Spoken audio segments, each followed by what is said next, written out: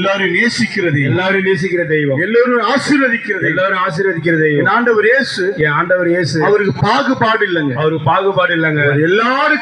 அவர் எல்லாருக்காகவும் சிலுவையிலே மரித்தார். 2 நாள் முன்னாடி அந்த நாளை குட் ஃப்ரைடே என்று நாம் கொண்டாடினோம். இந்த நாள் இயேசு மூன்றாவது நாள் உயிரோடு எழுந்த நாள். எவ்வளவு மகான்கள், ரிஷிகள், ராஜாக்கள், எவ்வளவு பேர் இந்த உலகத்துல பிறந்து மரித்திட்டாங்க, பிறந்து இறந்துட்டாங்க. ஆண்டவர் இயேசு அவர் பிறந்தார், அவர் மரித்தார், ஒரு மூன்றாவது நாள்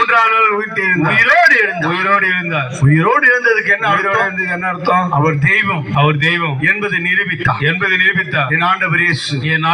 இந்த ஆண்டவர் மனிதனை நேசிக்கிறார், மனிதனை ஆசீர்வதிக்கிறார். மனிதன் கஷ்டப்படக்கூடாது என்று நினைக்கிறவர் இந்த உலகத்துல எனக்கு கஷ்டம் இல்லைன்னு சொல்ல முடியாது, எனக்கு கஷ்டமே கிடையாதுன்னு சொல்ல முடியாது. அருமையானவர்களே, பணம் இருக்கலாம், ஆஸ்தி இருக்கலாம், அந்தஸ்து இருக்கலாம், சமாதானம் இருக்கா, சந்தோஷம் உண்டா, இதைதான் என் ஆண்டவர் தருகிறார். இதுதான் என் ஆண்டவர் தருவார். உலகத்துல உபத்திரம் உண்டுங்க, யாரும் இல்லைன்னு சொல்ல முடியாது.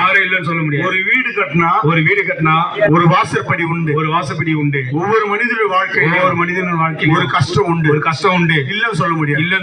இந்த உலகத்தில் உள்ள கஷ்டத்தை ஒன்றுமே இல்லாம செய்கிறவர் ஆண்டவர் இயேசு. அருமையானவர்களே, ஆண்டவர் சொல்றாரு, வருத்தப்பட்டு பாரம் சுமக்கிறவர்களே, நீங்கள் எல்லாரும் என்னிடத்தில் வாருங்கள். ஆண்டவர் சொல்றார், ஆண்டவர் அழைக்கிறார். அருமையான தாய்மார்களே, பெரியோர்களே, அருமையான சகோதரர்களே, உங்களுக்கு இந்த நாளிலே வருத்தம் அளிக்கிற காரியம் எதுவா இருந்தாலும் நான் ஒண்ணே சொல்றேன்.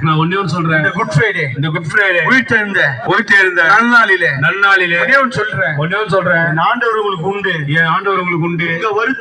உங்க வருத்தத்தை, பாரத்தை